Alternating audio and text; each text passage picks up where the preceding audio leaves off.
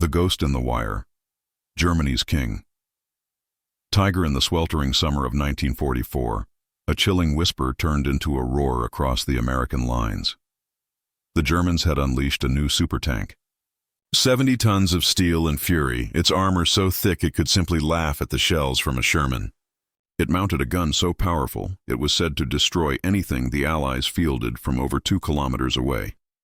Allied intelligence called it the King Tiger. The German crews considered it invincible. American tankers simply called it their worst nightmare. The first hard evidence filtered back from the British forces fighting around Caen in Normandy. On July 11th, the 503rd Heavy Panzer Battalion deployed the King Tigers against Allied positions.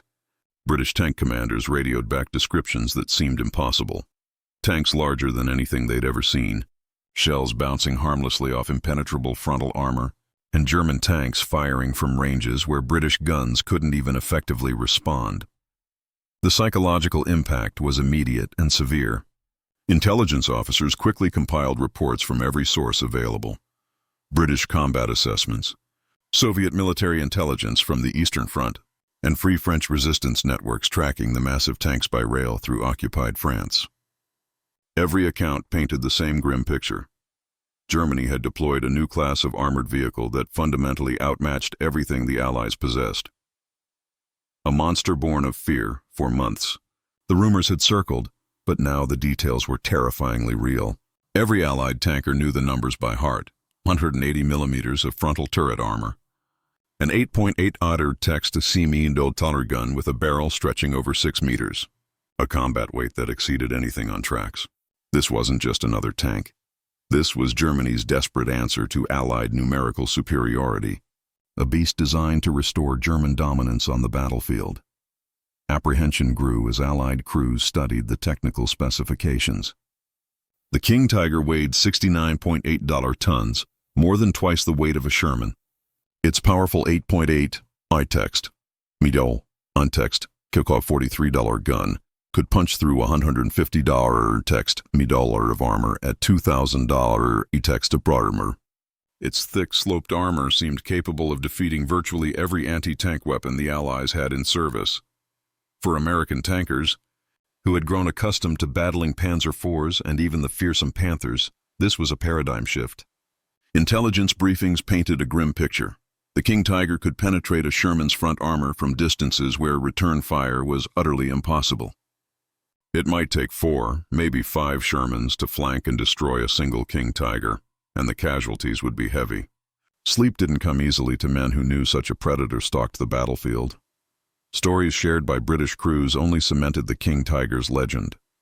One officer recounted watching his entire squadron's shells bounce harmlessly off a King Tiger's frontal armor at $800 textinium dollars. Another described a single King Tiger destroying 3 Churchill tanks in rapid succession before simply withdrawing, unscathed. The fear was rational. The combat mathematics overwhelmingly favored the King Tiger. A Sherman $75 Texter mirror Tauler gun was useless against the frontal plate. Even the improved $76 Texter Riemann round struggled. Only the British $17 pounder offered a real chance. And only from a favorable angle at a distance where the German guns still had the first shot advantage.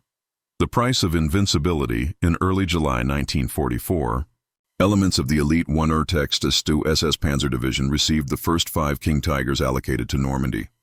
These tanks were the absolute cutting edge of German armored warfare. Each one cost a staggering $321,500 Reichmarks, the equivalent of 3 smaller German tanks, and took production facilities that could have built 2 Panthers. These weren't mass-produced weapons. They were precision instruments of destruction, hand-built to demonstrate German technological superiority. The crews selected to man these Titans were equally elite. Hardened veterans pulled from the desperate fighting on the Eastern Front. Their confidence was absolute. They'd seen how German armor could tear through Soviet T-34 formations. They brought a deep, hard-earned expertise in tank warfare, knowing how to use terrain, sightlines, and positioning to create kill zones. In the King Tiger, they expected to be unstoppable. When they first laid eyes on their new machines, these veterans felt a shift. The King Tiger dwarfed everything around it, standing 3 meters tall and stretching over 10 meters with its gun. It was a fortress on tracks. The crews learned its quirks. The steering was heavy, the transmission demanded careful shifting, and the fuel consumption was staggering, 190 hard-text gallons just to travel $120 hard-text kilometers on roads. Yet these seemed like acceptable trade-offs for its overwhelming combat power. The journey of broken giants. The orders came down in mid-July. The King Tigers were to move to the front lines near Tilly and St. Lo, a journey of perhaps $80 textiniru tour through the French countryside. The crews performed their meticulous pre-combat checks: oil, track tension, fuel, and ammunition. Everything was double-checked and certified. These were brand-new tanks fresh from the factory.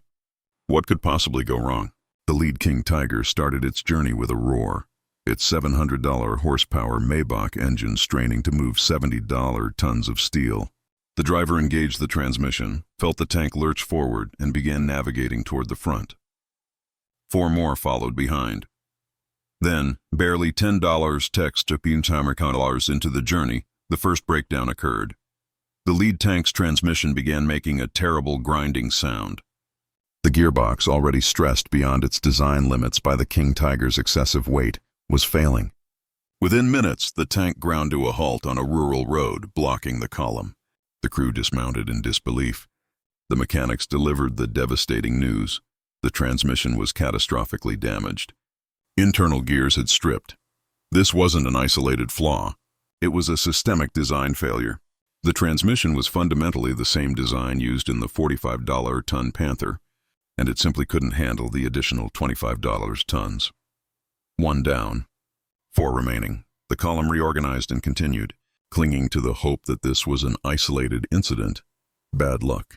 But just $15 hard-text kilometers further, the second King Tiger began experiencing engine trouble.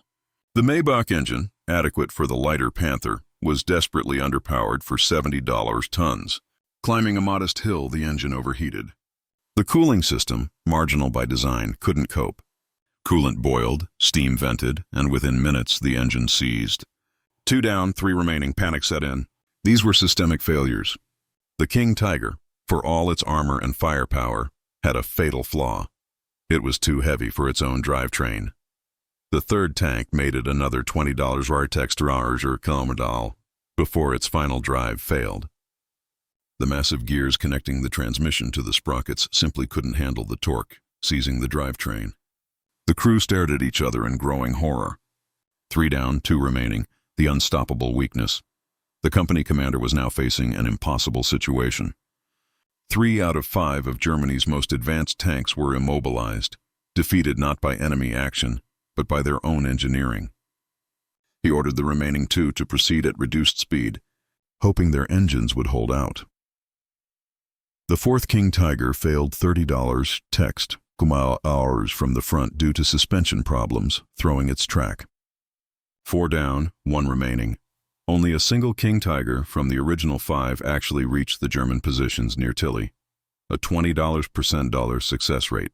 The crew of that lone survivor looked back at the trail of broken machines and understood a terrible truth. Germany's supertank was not super at all. It was over-engineered, underpowered, and fundamentally flawed. The truth revealed, the fate of these tanks was sealed by logistics. German forces couldn't repair them or tow the $70-ton hulks. Rather than let them fall into Allied hands, the order was given to destroy them. Demolition charges were placed, turrets were blown off their rings, and the massive wrecks were abandoned beside French roads. When American forces advanced, they found silence. Empty tanks, defeated not by American guns but by German engineering. Tankers, who had been warned they faced certain death, couldn't believe what they were seeing. The first intact King Tiger captured was an intelligence gold mine. Technical teams swarmed over the abandoned vehicle. They found the armor impressive, $180 text dem at the turret front, and the gun equally fearsome. The 8.8 in text, mounter in text, cocky $43 could indeed outrange, outgun and outclass every Allied tank cannon. But then they examined the drivetrain, and the truth became brutally clear. The transmission was the same basic design used in the Panther. A tank 25 text tons or lighter. German engineers hadn't significantly strengthened the components to handle the extra load. An American mechanical engineer from Detroit wrote in his report that no automobile manufacturer in America would have approved this drivetrain for a vehicle of this weight. The engine suffered the same issue. At barely $10 horsepower per ton, the King Tiger was actually less mobile than the Sherman it was designed to dominate. The logistics were devastating. The King Tiger needed $860 text-liter of fuel for only $120 text-kilometer of road range and far less off-road. For comparison, the Sherman needed $30% less fuel to travel $40% further. A German armored column with King Tigers would require nearly double the fuel trucks of a comparable American formation. The hidden cost of power in 1944. When Germany faced crippling fuel shortages, the King Tiger's inefficiency became a deadly disadvantage. Its underpowered engine, constantly running at maximum output to move the $70-ton mass, generated excessive heat. The cooling system, though adequate for normal use, couldn't handle this constant stress. Coolant boiled, gaskets failed, and the engine often seized. Evidence supporting these findings came from the Eastern Front. Soviet forces captured 2 King Tigers near Sandomierz, Poland in August 1944 and shipped them to the Kubinka Proving Ground near Moscow for testing. The results were damning. Breakdowns were routine. During transfer and subsequent trials, the tanks broke down every $10 to $15 text-kilometers in hot weather. Heat failure. The cooling system consistently failed when ambient temperatures exceeded 30 text-kilometers, leading to gearbox and engine overheating. Even the tank's fearsome armor had weaknesses. Soviet tests showed that a King Tiger's own $88 text-kilometer gun could penetrate the turret of another King Tiger at just $400 text-kilometer range. Furthermore, the welding quality was noted as significantly worse than on the earlier Tiger I. The Achilles heel remained the final drive, the massive gears that transmitted power to the tracks. Under the stress of combat maneuvering, these components failed with alarming regularity. German field commanders were forced to issue directives warning crews against unnecessary maneuvering. A predator. Fragile and predictable, American engineers compiled their findings into detailed intelligence reports, including Intelligence Bulletin No. 184 in September 1944. The conclusion was remarkable. The King Tiger, while formidable in direct combat, was its own worst enemy. The assessment concluded that a properly positioned King Tiger in a defensive ambush was extremely dangerous. However, a King Tiger on the offensive, maneuvering across the country, would likely break down before engaging the enemy. This understanding changed American tactics immediately. Instead of fearing the King Tiger as an invincible predator, commanders saw it as a powerful but fragile weapon. The solution was not to engage it frontally, but to force it to move. Every kilometer traveled increased the chance of mechanical failure. Every hill stressed its engine. Every turn wore down its transmission. Furthermore, its sheer weight made it tactically predictable. Limited movement. At $70 tons, it could not cross most standard bridges, constraining its movements to specific identifiable routes, which made it vulnerable to air attack. Fuel consumption. The King Tiger burned $190 text-gallons of fuel to travel just $120 text-kilometers on roads. A Sherman, by comparison, could travel over $200 or text-kilometers on similar fuel. The massive logistical support required was simply unsustainable for Germany in late 1944. The unforgiving math of industrial warfare. Perhaps the most telling flaw was the production bottleneck. Germany built a mere 492 King Tigers during the entire war. Compare this to the $50,000 Shermans built by America alone. For the resources consumed by one King Tiger, Germany could have built 3 Panthers or 5 Panzer IVs. The 501 non-text-istus heavy SS Panzer Battalion provided a perfect, tragic example of this failure. When the battalion departed for the Eastern Front in August 1944 with $45 King Tigers, $37 of them broke down during the $800 text-kilometer rail journey. After the final $50 War-text-kilometer road march to the front, only 8 were operational. 37 brand-new tanks mechanically defeated before firing a single shot. This was not an army preparing for victory. It was an army watching its most advanced weapons disintegrate from internal failures. By the Battle of the Bulge in December 1944, American crews had learned the truth. While devastating in a firefight, King Tigers were more likely to be found abandoned due to mechanical failure or fuel exhaustion than destroyed by Allied fire. The true legacy? The captured German tank crews were demoralized. They had been promised an invincible war machine, but received a liability.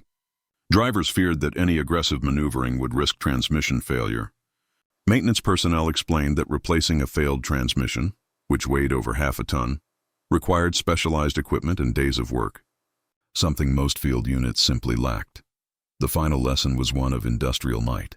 For every King Tiger Germany fielded, America fielded 11 Shermans, all of which were more reliable, easier to maintain, and actually capable of reaching the battlefield. The Chrysler tank arsenal alone built over 18,000 Shermans.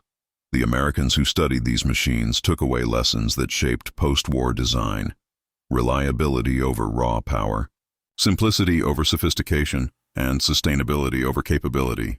The King Tiger's true legacy was not its brief moments of combat dominance, but its demonstration that sophisticated engineering without reliable execution was ultimately worthless. The most advanced German tank could not complete an $80 text Kilometer road march without catastrophic mechanical failure. The invincible superweapon could not reach the battlefield under its own power.